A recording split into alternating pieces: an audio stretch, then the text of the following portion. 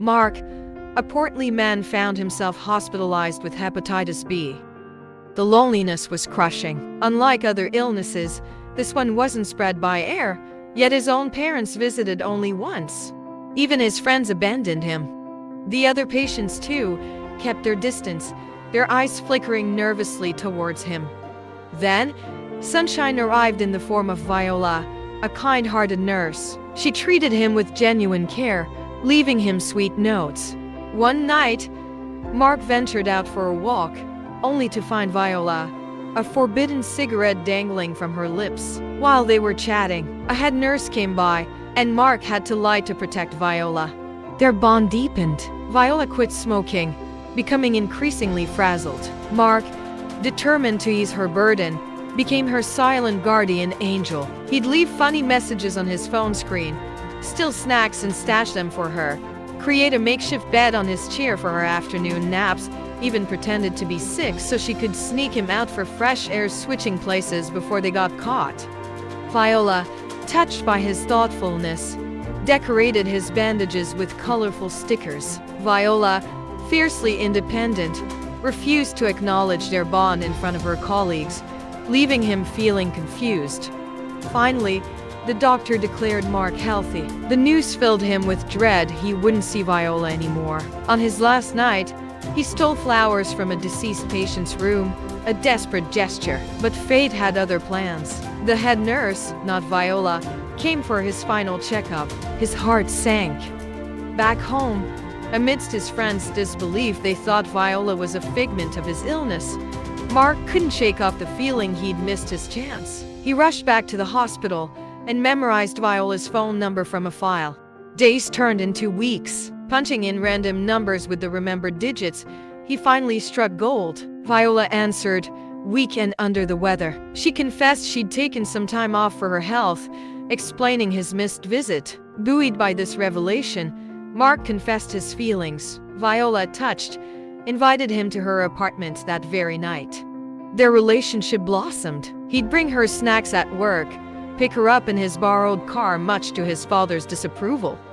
Soon after, Viola received a surprise vacation package to Paris, a chance to escape the city's chaos. She invited him along, and he readily agreed.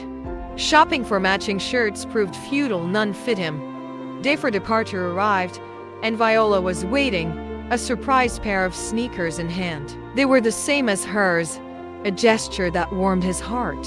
He vowed to get healthy for her. Mark worked so hard, going to gym to become slimmer. He would return home, prepare his breakfast, a domestic routine, before leaving for work.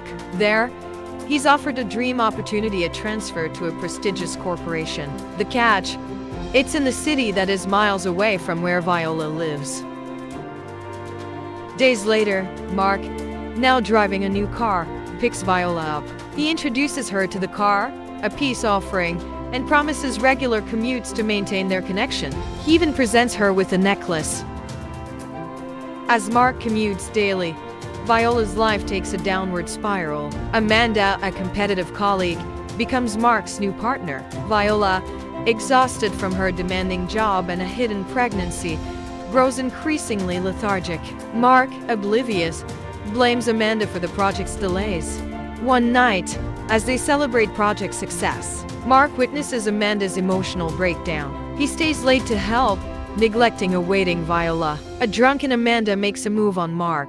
He politely brushes her off. She drags him back and kissed him. At home, he started thinking Amanda had genuine feelings for him. Back home, Viola, alone after a night crying over his neglect, confronts him. The fight erupts, fueled by exhaustion and unspoken fears. Finally, Viola reveals the truth. She's pregnant, but the stress and lack of support led her to terminate it. Mark, devastated, crumbles. The blame, he realizes, rests on both of them. The following days are a blur. Mark throws himself into work, hoping to numb the pain. Eventually, the fatigue catches up to him. He sleeps in, missing an important meeting and earning a reprimand. Amanda, sensing his vulnerability, uses it to her advantage, subtly manipulating him further.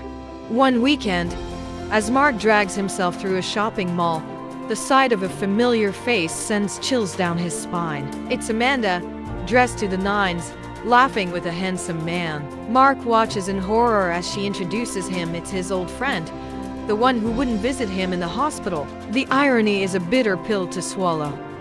Fueled by anger and a sudden clarity, Mark finally sees the truth. He's been used. Amanda saw him as expendable, just like his friends. He remembered Viola, his eyes filled with regret. Mark quits his job. He uses his free time to help at the hospital. One day, while delivering flowers, he bumps into Viola. She's radiant, radiating a newfound confidence. They had a genuine conversation this time. Viola reveals she's enrolled in a master's nursing program. Her dream reignited, and she made a promise to herself to never settle for anything less than she deserved. Mark leaves the hospital, a bittersweet ache in his heart. He walks by the park, remembering their promise of a shared run. He smiles, knowing some promises are meant to be broken, paving the way for new beginnings. Short-term gains can lead to long-term regrets. Thanks for watching. Remember to like, comment, and subscribe for more.